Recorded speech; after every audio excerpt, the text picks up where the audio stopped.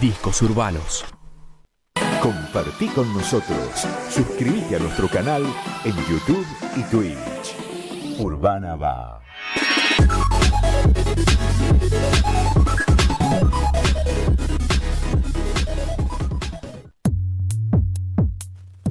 (16:05), recién arrancada la segunda hora de nuestra tarde de Radio Urbana Buenos Aires. Veíamos durante el mediodía que finalmente no hubo quórum en diputados para tratar, entre otras cosas, la ley de ficha limpia. Y para eso y hablar otros temas además, está en línea el diputado nacional del socialismo santafesino, Esteban Paulón. Esteban, Jean Cámpora te saluda, ¿cómo estás? ¿Qué tal? ¿Cómo estás? Buenas tardes. Bien, bien. Bueno, contame qué pasó hoy en diputados. Parecía que se trataba, que no se trataba, y bueno, al final no hubo quórum para esto. Sí, estuvo cercano el número, pero finalmente faltaba un diputado o diputada. Hubo varias ausencias, algunos de la Libertad Avanza, algunos del PRO. La diputada Los Penato explicó claramente algunas cuestiones de salud, de diputados que desconocíamos desde ya, y obviamente que uno entiende que a veces hay imponderables cuando el número está tan ajustado. Puede pasar, ¿no? Total. En el caso del PRO, 3 diputados que estaban con algún tema de salud, uno de mi provincia. En el caso de la Libertad Avanza, la diputada Marcela Pagano, que está cercana a ser mamá, y ayer estuvo en la comisión, pero hoy ya se la veía, había dicho ayer que estaba complicada para venir porque está ya con un embarazo muy avanzado. Y bueno, nada, nosotros en el bloque de Encuentro Federal, un par de diputados que estaban de viaje, pero no se llegó a ese número. Habrá un intento la semana que viene. Yo lo que espero es que el mismo entusiasmo que se puso hoy para tratar de llegar a la sesión y de que hubiera quórum, tratemos de ponerlo la semana que viene para avanzar en el tema de los DNU, que nos quedó pendiente de la semana pasada y que esta semana no logramos el consenso tampoco para llevarlo a la sesión, y obviamente el tema que es el más importante de los que se están discutiendo hoy en el Congreso, que es el presupuesto, que es indispensable que se discuta, porque sinceramente el país no puede estar sin presupuesto, porque por segundo año consecutivo le vamos a estar dando prácticamente la suma del poder público al presidente Javier Milei, que claro, tiene a la mano los decretos de necesidad y urgencia, a la mano el presupuesto para reconducirlo y definir con total libertad cómo son las inversiones públicas, y a su vez ya tiene consolidado ese tercio que le permite resistir y sostener los vetos a algunas de las leyes que en el Congreso logramos consensuar.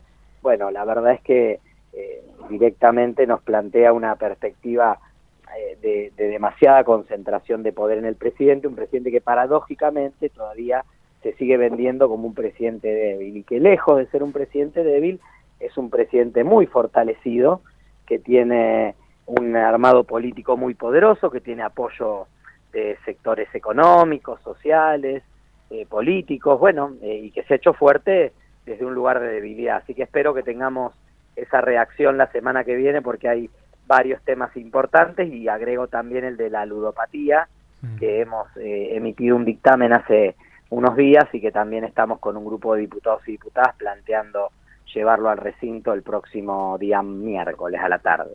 Mencionabas el tema de fortaleza, si se quiere, que tiene el gobierno nacional, también en un punto muy alto a nivel ideológico, si se quiere, porque bueno, la semana pasada veíamos casi con total impunidad un acto llevado a cabo en San Miguel de la inauguración de un espacio político afín al gobierno, en las Fuerzas del Cielo, así se llama. Bueno, y vos sos uno de los que los denuncian por incitación al odio. ¿Es la carátula o incitación al delito? Sí, no es instigación a la violencia, instigación a la violencia colectiva e incitación al odio. Son 3 figuras del Código Penal.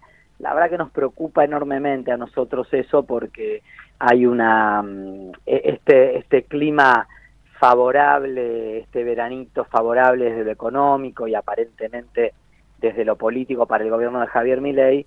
En general pasa con otros gobiernos también, envalentona, ¿no? Y entonces pareciera que el gobierno es invencible, que puede hacer lo que desee, aparecen muchísimas cuestiones vinculadas a pasarse algunos pueblos en varios temas. Sí. Entonces aparece el rumor de que el presidente podría nombrar jueces de la Corte por decreto, cosa que es inconstitucional, que Jack Macri intentó y que tuvo que retraer esa decisión. Aparece la posibilidad de que el presidente, de que estas fuerzas se presenten públicamente y se planteen como que van a ser el brazo armado del presidente Javier Milei y la Guardia Pretoriana, dando a entender que van a defender al gobierno a como dé lugar, cueste lo que cueste, y digamos, con cualquier método que esté a la mano, incluso la violencia. Bueno, son señales que nos preocupan enormemente, y por eso, lejos de minimizarlas, porque a veces también desde el ámbito político, yo escucho mucho acá en el Congreso, bueno, no va a poder, no se va a animar, no, hasta acá llegó, no creo que se pase de la raya, no lo va a hacer, y después lo hace. Entonces hay una falta de reacción muy preocupante de parte de un sector del arco político.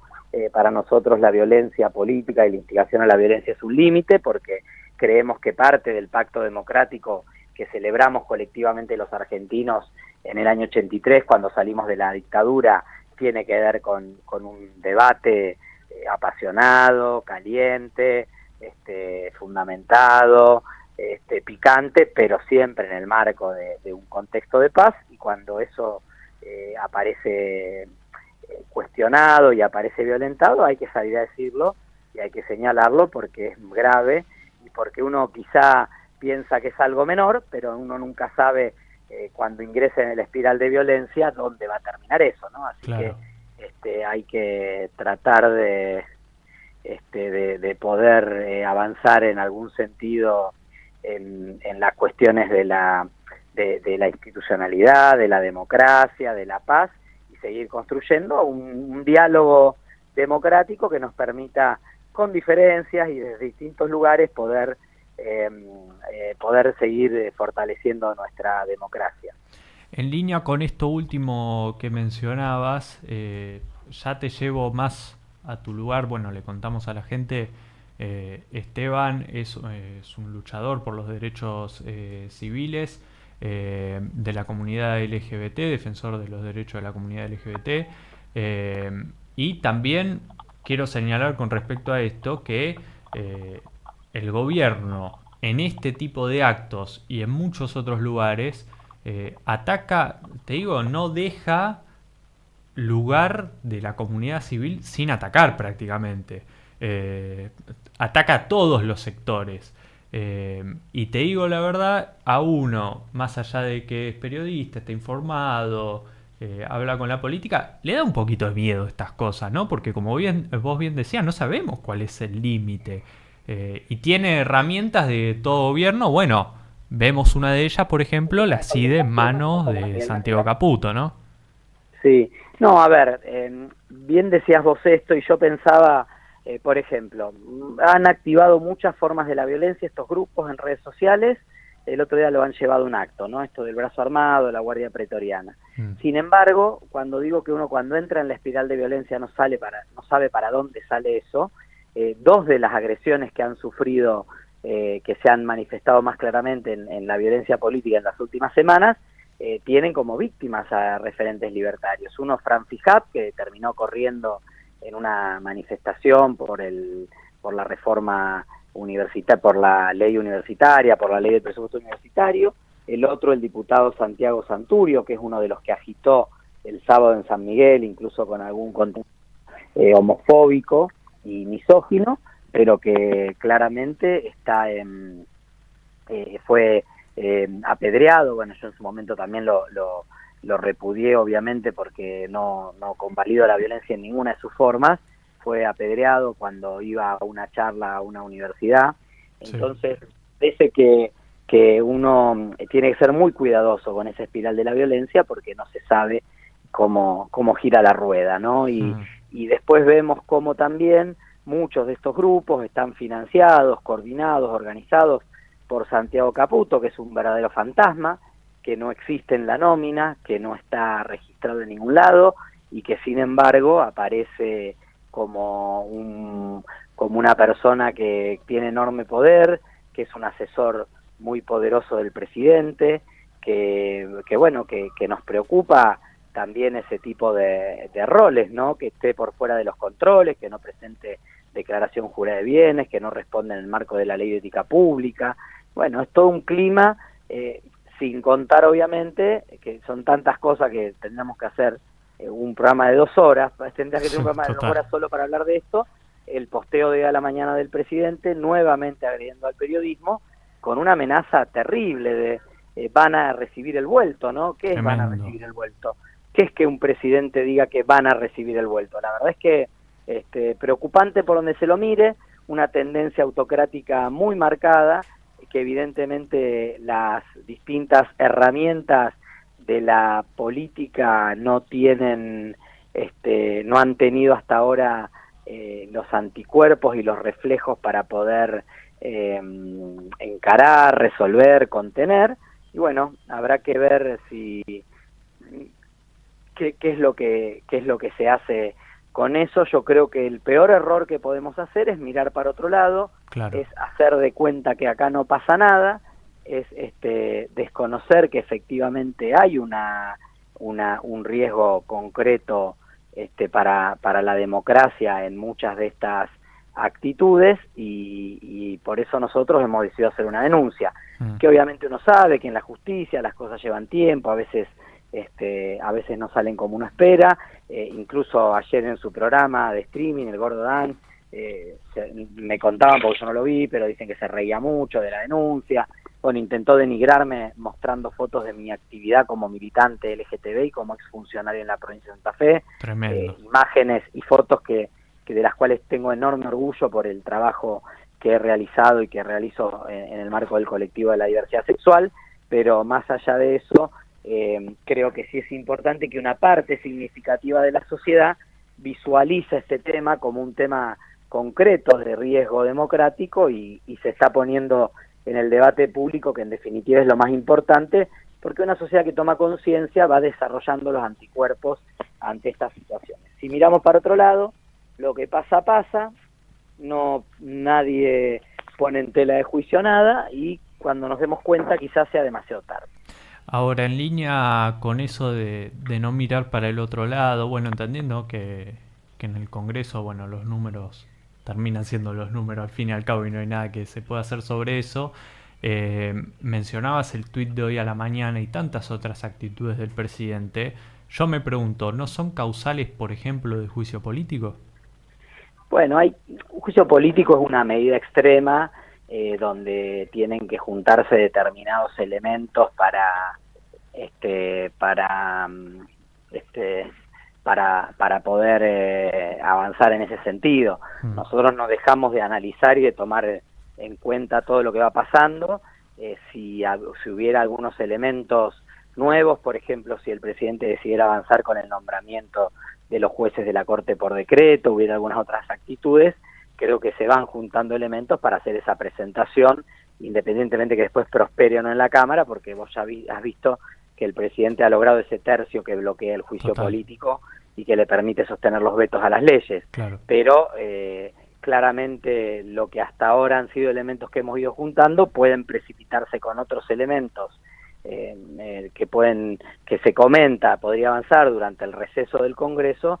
En ese caso, obviamente estamos analizando la posibilidad concreta de avanzar en el pedido específico de juicio político. Te saluda mi compañero Iván Perchik. ¿Cómo va, Esteban? Buenas tardes. ¿Qué tal, Iván? ¿Cómo te va? Todo bien. Quería consultarte, vos desde tu rol legislativo, si vos dentro del día, en el día a día, sentís un poco este clima de violencia, de persecución política, si se quiere decir de alguna manera, o escuchás por ahí por los pasillos algún tipo de situación de este estilo. Mira, Iván, el trato acá es bastante cordial en general entre todos los bloques.